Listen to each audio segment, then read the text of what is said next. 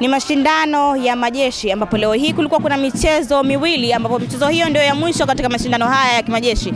Katika kiwanja cha Mau B kulikuwa kuna mchezo ambao ulienda kumshirikisha timu ya SMZ dhidi ya timu ya JKT ambapo timu ya SMZ iliweza kupata ushindi wa bao 2-1 dhidi ya timu ya JKT na kuweza kubakia katika nafasi ya 4. Lakini pia katika kiwanja cha Mau A kulikuwa na mchezo ambao ulikwenda kumwamua bingwa wa mashindano haya ya kimajeshi. Timu ya Ngome iliweza kutoa ubingwa katika mashindano haya kwa kupata ushindi wa bao 3-1 dhidi ya timu ya Uhamiaji hapa visiwani Zanzibar katika viwanja vya Mau Dome. Tuende tukaungane na makocha kutoka katika timu zote mbili walivyoweza kuzungumzia kuhusiana na mchezo huu leo mpaka kuweza kupoteza na kutoa ubingwa katika mashindano haya ya majeshi. Kwanza tumshukuru Mwenyezi Mungu, mchezo umeisha salama, hatujakuwa na injury kubwa. Kiufundi siwezi kusema kwamba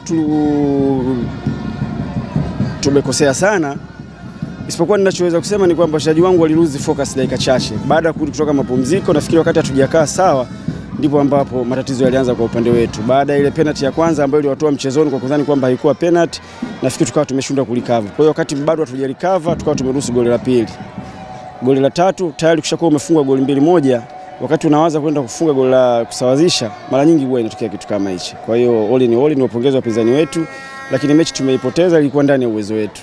Kwanza tunamshukuru Mwenyezi Mungu kwa kumaliza mchezo salama na mashindano kwa ujumla na kuwa mabingwa, lakini la pili tunamshukuru afande mkuu wa majeshi kwa support yake. Yeye ndo aliyetupa haya maelekezo, sisi tumeyachukua kama maagizo, kitu ambacho tunampa kama zawadi ushindi huu. Mpira ni mchezo wa muda na nafasi, kwa hiyo tuliread game na tukajua opponent ana weakness yake wapi na sisi tuna strong point yetu ambayo tulifanyia kazi. Kwa hiyo tulirudi na nguvu mpya na tukafanya hiyo comeback.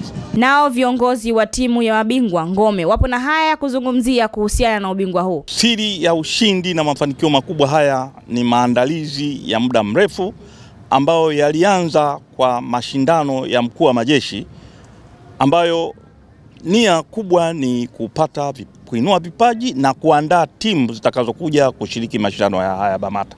Kwa hivyo utaona kuanzia wakati ule tumekuwa na kambi mbalimbali za michezo kwa ajili ya maandalizi haya, ndio ushindi, ndio mafanikio haya. Ushindi ni wa afande mkuu wa majeshi, mnadhimu mkuu pamoja na wakurugenzi wote walezi. Lakini pia inaenda kwa maafisa na askari, lakini pia kwa kamati ya maandalizi. Kwa kweli kamati ya maandalizi pia na yenyewe ilikuwa na vikao vingi ambavyo viliweza kusaidia katika kuandaa wachezaji, lakini kutembelea makambi ya mazoezi na kupeana moyo. Nikiripoti kutoka Mau Dome, mimi ni Sport Lady wako Jamila Ubwa, Mafunzo Online TV, habari kwa kina.